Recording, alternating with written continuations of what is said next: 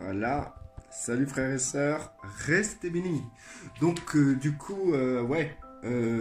les chrétiens qui vont manifester, soi-disant parce qu'il y a trop de taxes ou qui sont pas contents de leur gouvernement ou parce qu'ils n'ont pas assez à manger ou finissent pas à la fin du mois, etc. Les trucs comme ça, les excuses qui peuvent être sorties pour manifester et encourager et féliciter une colère ne sont pas crédibles venant d'un chrétien. Donc un chrétien, c'est quoi? C'est un disciple du Christ. C'est quelqu'un qui croit que Christ existe vraiment, que Christ est mort pour leurs péchés et qu'il a été ressuscité au bout de 3 jours.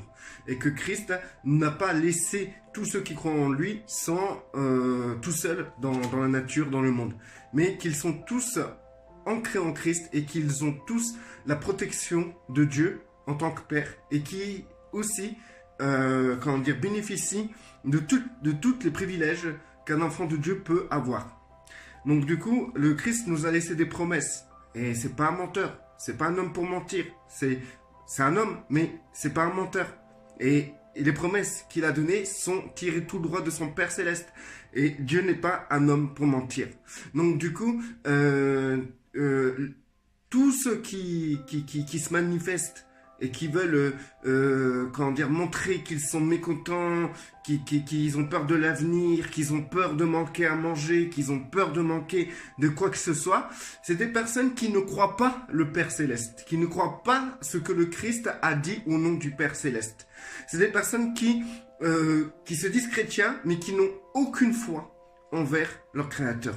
Ils ont plus de foi envers un gouvernement qui peut leur donner plus à manger que envers le Père, qui peut débloquer toutes des circonstances spirituelles, toutes des circonstances physiques pour que ses enfants ne manquent de rien. Moi, j'en fais les frais. Depuis que je suis en Christ, je n'ai jamais manqué de rien. J'ai vécu des moments très difficiles. J'ai déjà été longtemps au chômage.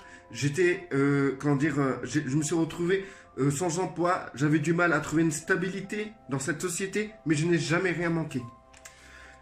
Du coup, que Dieu bénisse la France et que Dieu puisse ouvrir des portes pour que nous puissions bénéficier des bienfaits que la France peut nous apporter. Non, je ne parle pas d'aide ou des trucs comme ça, mais plutôt que chaque enfant de Dieu puisse trouver sa place et qu'il puisse ne pas manquer chaque mois. Donc, du coup, ce que je tiens à vous lire, c'est simple. Qu'est-ce que Christ a promis de la part du Père? C'est ceci. Alors, voici ce que Christ dit. Ne vous amassez pas des trésors sur la terre où de la teigne et la rouille détruisent, et où les voleurs percent et dérobent. Mais amassez-vous des trésors dans le ciel, où la teigne et la rouille ne détruisent point, et où les voleurs ne percent ni ne dérobent. Car là où est ton trésor, là aussi sera ton cœur. L'œil est la lampe du corps. Si ton œil est en bon état, tout ton corps sera éclairé. Mais si ton œil est en mauvais état, tout ton corps sera dans les ténèbres. Si donc la lumière qui est en toi est ténèbres, combien seront grandes ces ténèbres? Nul ne peut servir deux maîtres, car il haïra l'un et il aimera l'autre, ou il s'attachera à l'un et méprisera l'autre. Vous ne pouvez servir Dieu et Mammon. Mammon, c'est le dieu de l'argent, de l'économie, des taxes. Alors, c'est pourquoi je vous dis, ne vous inquiétez pas pour votre vie de ce que vous mangerez, ni pour votre corps de quoi vous serez vêtu. La vie n'est-elle pas plus que la nourriture, et le corps plus que le vêtement? Regardez les oiseaux du ciel, ils ne sèment ni ne moissonnent, ils n'amassent rien dans les greniers, et votre Père Céleste les nourrit. Ne valez-vous pas beaucoup plus qu'eux? Qui de vous, par ses inquiétudes, peut ajouter une coudée à la durée de sa vie? Et pourquoi vous inquiétez au sujet du vêtement? Considérez comment croissent les lys des champs, et ils ne travaillent ni ne filent. Cependant, je vous dis que Salomon même, dans toute sa gloire, n'a pas été vêtu comme l'un d'eux. Si Dieu revêt aussi l'herbe des champs, qui existe aujourd'hui et qui demain sera jetée au four, ne vous vêtira-t-il pas plus, à plus forte raison?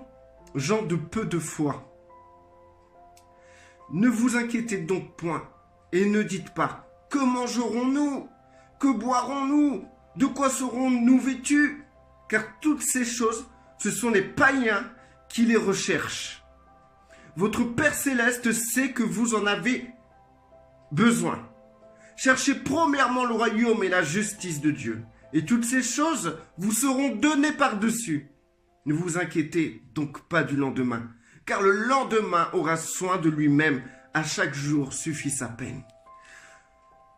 Quand je lis ça, frères et sœurs, vous n'avez rien à faire dans ce genre de révolution qui se passe avec les gilets jaunes ou d'autres révolutions ou comme est-ce que je vous avais. Oui, mais on s'inquiète pour notre avenir, on s'inquiète pour l'avenir de nos enfants. Rien que vous dites le mot on s'inquiète, c'est que vous n'avez pas foi en votre Père Céleste. Votre vie en Christ ne dépend absolument pas d'un gouvernement quelconque, mais dépend de Dieu seulement. Donc si vous manquez, vous n'arrivez pas à boucler la fin du mois ou que vous manquez de nourriture, c'est pas dans la rue qu'il faut manifester ça, c'est à genoux, dans votre chambre, en prière, vous en dressant à celui qui pourvoit toutes choses dans votre vie et qui vous l'a promis. Restez bénis, frères et sœurs, restez forts, faites attention, le soulèvement des peuples, c'est un soulèvement qui appartient à Satan et pas à Dieu. Donc ne vous mêlez pas des choses qui appartiennent à Satan.